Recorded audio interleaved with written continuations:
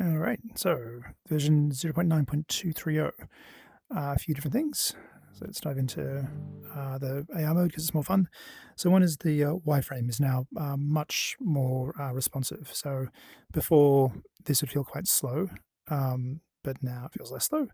What is interesting is I have stolen a trick so that it works nicely on both standalone and in PCVR mode. So I'm only showing the level 0 wireframe here, and I've got a few different modes for that. So by default, it's just showing the wireframe faceted. So if I were to sort of like build up information here, you can see that the wireframe isn't actually tracking this surface. It would only track if I happen to get right on the vertices.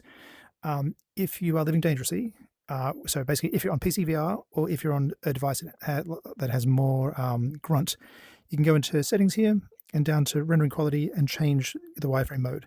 So if we go to smooth, you can see that this now actually sort of tracks the surface. So the level 0 wireframe is being subdivided up to the current level.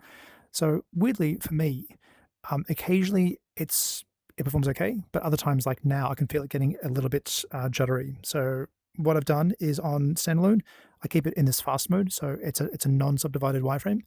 On PC VR, you can either go to the fast one, to the smooth one, or to full. So here, if I move around, you probably can't see it in the viewport, but this feels stuttery, like it's dropping the frame rate down to maybe like say feels like 12 frames a second. But if I drop it back to fast, this feels right back up to sort of like 70 to 90 frames a second, which is really handy. So I'm pleased with that. Anyway, what else we got? There was some improvements to this HUD. So beforehand, when you brought this up, there was a big gap here between all these menus and the sliders that was sitting here. That I've now got that patched up, which is nice. Combo box. There was a few issues with some doubled up menu options. I think that's fixed up. I'm not going to read too closely and make a fool of myself. There was some just shifting around, which are fixed up.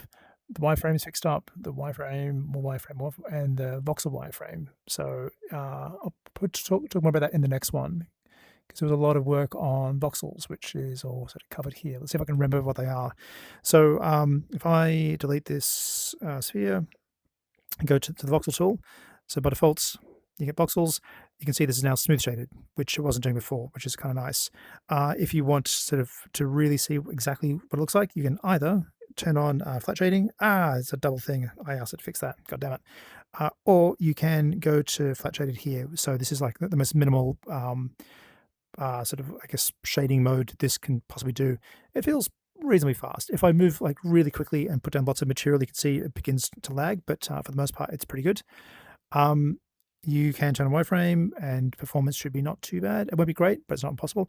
You can see that also this is now actually outputting proper quads again, whereas before it was triangulating needlessly. The other thing you can do, which is kind of interesting, is as well as using a spherical brush, I've now exposed a cube brush.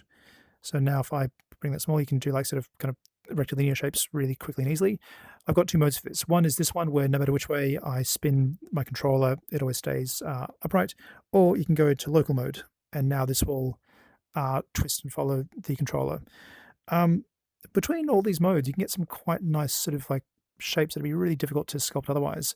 What other things I've done? The resampling is now much more reliable, so I can go resample, and that should update quite quickly. On standalone mode, you really want to keep it relatively low res. It doesn't perform great as you bump it up. A PC is better. I think I can make it better still, but that's kind of a bigger task. I can see, you can probably barely see, I've got this orange wireframe that shows the bounds. So if you kind of push out too far to the bounds, you'll get clipping. So make sure you don't clip to the bounds. The other thing that was broken before was if I were to bake to mesh, so I get polygons, then I can voxel again and I can do more stuff. Earlier, you couldn't do it. You could only make one voxel thing and then it was kind of stuck and broken. But hopefully now you can just keep making shapes. So that's another one. I can go back up to voxel again, make a new voxel shape, bake that one. So these are now all sort of separate polygon shapes. So if I were to go to the grab mode, I can just push these around and adjust them in space. Why can't I choose this one? I got to fix select there. I think you just got to go to tap on something else and then back to grab. I will fix that selection in a bit.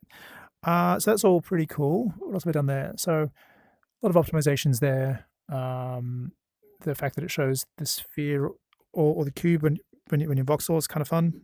So that versus that. That's cool. What else have I done?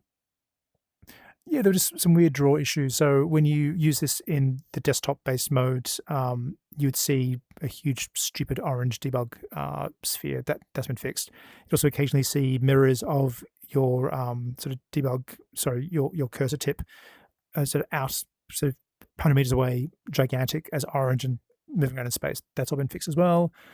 A lot of logging's been sort of tidied up. That is kind of where all this is. So it's all feeling just a little bit more usable. There's more work I want to do here, but that's where I got to for the weekend.